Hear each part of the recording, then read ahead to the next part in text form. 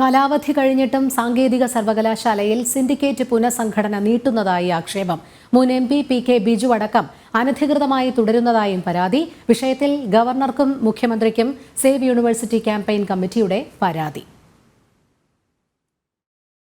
കഴിഞ്ഞ ഏപ്രിലിൽ കാലാവധി പൂർത്തിയായ സാങ്കേതിക സർവകലാശാല സിൻഡിക്കേറ്റും ബോർഡ് ഓഫ് ഗവർണേഴ്സും പുനഃസംഘടിപ്പിക്കാതെ അനിശ്ചിതമായി നീട്ടിക്കൊണ്ടുപോകുന്നതായാണ് ആക്ഷേപം ശക്തമാക്കുന്നത്. മുൻ MP PK ബിജു ഉൾപ്പെടെയുള്ളവർ അനധികൃതമായി സിൻഡിക്കേറ്റിൽ തുടരുന്നതായും പരാതിയുണ്ട്. 2020 ഏപ്രിൽ 2 രൂപീകരിച്ച സാങ്കേതിക സർവകലാശാല ഭരണസമിതിയുടെ കാലാവധി കഴിഞ്ഞ ഏപ്രിലാണ് അവസാനിച്ചത്. യൂണിവേഴ്സിറ്റി നിയമപ്രകാരം 4 വർഷം കൂടുമ്പോൾ നിർബന്ധമായും പുനഃസംഘടിപ്പിക്കേണ്ടതാണ്. സാങ്കേതിക സർവകലാശാലയുടെ ബോർഡ് ഓഫ് ഗവർണേഴ്സിന്റെ കാലാവധി 4 വർഷമാണ്. നിലവിലെ ബോർഡ് ഓഫ് ഗവർണേഴ്സിന്റെ കാലാവധി കഴിഞ്ഞ ഏപ്രിൽ 2 അവസാനിച്ചാണ്. ഇതേവരെയും സർക്കാർ പുതിയ ബോർഡ് ഓഫ് ഗവർണേഴ്സിനെ പുനഃസംഘടിപ്പിക്കുവാൻ തീരുമാനിച്ചിട്ടില്ല.